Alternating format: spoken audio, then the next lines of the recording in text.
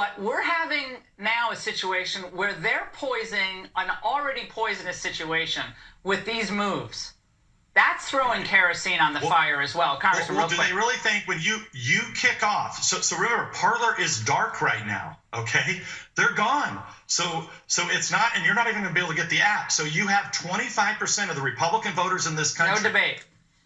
They don't want a debate. No platform. Yeah, they don't want a conversation. They say, right, they have no way to converse. They have no way to see. They're not going to be on Twitter anymore. They're not going to be on Facebook.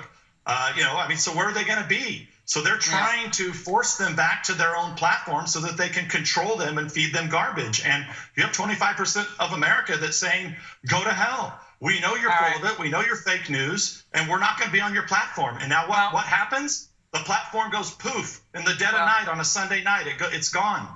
No longer there. This is like the old Soviet Union. I lived there for a very short period of time in college, and it's just like no conversation, no debate, no conversation. Just do what you're told. Anyway, Congressman, great to see you tonight. Thank you so much. Just trying to buy off the politicians in Washington. Well, I think you mentioned it.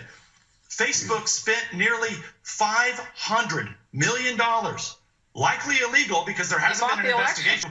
Heavily Democrat precincts that voted heavily for the Democrats. Clearly, the coordination of this effort to systematically leak something to the fake news media before Parler executives even find out, and all three of these companies do it virtually in the same hour, that's the definition of racketeering.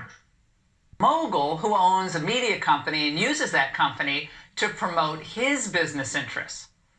There's always a risk that in a system like ours, a small group of rich people will end up having outsized influence, too much power. And that's where we are right now. So instead of talking about rights, it's time to start talking about power. Of course, a private company has a right to refuse service to potential customers, but should any private company has as much power as the major tech companies have today? Of course not. It's ridiculous. And so it's time to start thinking about new rules. It's absurd to say that we have to just live with this crazy and unjust outcome solely because those outcomes are dictated by the private sector. We're not libertarians, we're Americans. And we're free to build the type of society that we want to live in. We don't let companies engage in insider trading, do we? We don't let companies, at least the ones in this country, use slave labor. And we aren't going to let a tiny coterie of rich people corrupt our entire political system. This isn't about redistributing wealth. This is about redistributing power. And this process has already begun.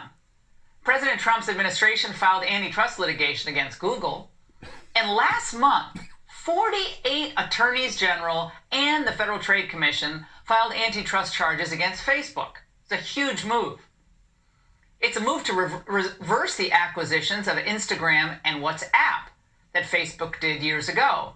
And it enjoys right at this moment broad bipartisan support, including from Senator Bernie Sanders and Congresswoman Ocasio-Cortez. Yet both are also in favor of silencing voices like Trump's. Yet both are also in favor of silencing voices like Trump's. So I guess they're too rabid, they hate Trump too much, or too short-sighted to see how this all could ultimately backfire on them. So I'd like to keep this simple. Here it is. If big tech was truly worried about speech that incites harm and violence, well, YouTube, Facebook, Twitter, they would have removed all the content from Antifa and radical Islamists years ago. They didn't. Now, we obviously can't have the type of strong, free, traditional middle-class society that we want if a few plutocrats have enough power to crush almost anyone who gets in their way. That's the situation we have right now. And we cannot allow a situation where the CCP has unlimited access, unlimited ability to spout dangerous propaganda while the GOP is effectively silenced. And that means we must ensure that this tech oligarchy never amasses that type of power, that much power again. And that's the angle. Joining me now is John Hinderaker, who's the co-founder of the website Powerline and president of the Minnesota-based think tank Center of the American Experiment, as well as Victor Davis Hanson, Hoover Institution senior fellow. Victor, the bottom line is that Republicans, they need to get off of the free speech argument here, because that ultimately runs right into the Constitution, and instead talk about the power grid here with a few people having outsized power and influence. Do you agree? Yeah, absolutely. They have these three companies that went after Parler, Amazon, and Google and Apple combined together have $4 trillion in market capitalization. They're three of the five largest corporations in the world. And they gave over $200 million along with Silicon Valley to Joe Biden. They put $500 million, Silicon Valley did, in pre-selected precincts to enhance a particular vote. So they're very powerful and they're coordinated. They're not in isolation, Laura. They take place when corporations are not giving their donations to pre-selected candidates. They feel that they were participating in demonstration. There's book contracts that are being canceled. There's radio talk shows hosts who are being told what they can and cannot see. This happened, remember, right after Michelle Obama said that Donald Trump should be deplatformed from social media. And then, as you say, it's asymmetrical as well. They don't go after books like, defense of looting or people who advocate the destruction of Israel on Twitter. And the sad thing is, we've been here all before in the 19th century. This is what the trust busters were trying to do. And they made the argument, remember what the monopoly said, if you don't like our railroads or you don't like our oil, don't use it. Get on a horse. Well, that's what these people are saying. If you don't like Google or you don't like Apple, then don't use it. And we're saying, okay, what do we use? Gmail or Parler? They're worse than the 19th century monopolies, because they're not even giving you the alternative of a horse. They're trying to control all methods of modern communication. Speaking of lockdowns, a total lockdown really on information sharing for certain classes of people, in this case, a political class. John, I want to play this stirring moment, though, from Secretary Pompeo, who was addressing the Voice of America folks earlier today. Censorship, wokeness, political correctness, it all points in one direction: authoritarianism cloaked as moral righteousness. Similar to what we're seeing at Twitter and Facebook and Apple and on too many university campuses today. It's not who we are. It's not who we are as Americans. John, don't they all want us to be stuck on a college campus forever? Yeah, the whole world, Laura, is becoming a college campus. But the point I want to make is that we do have remedies here.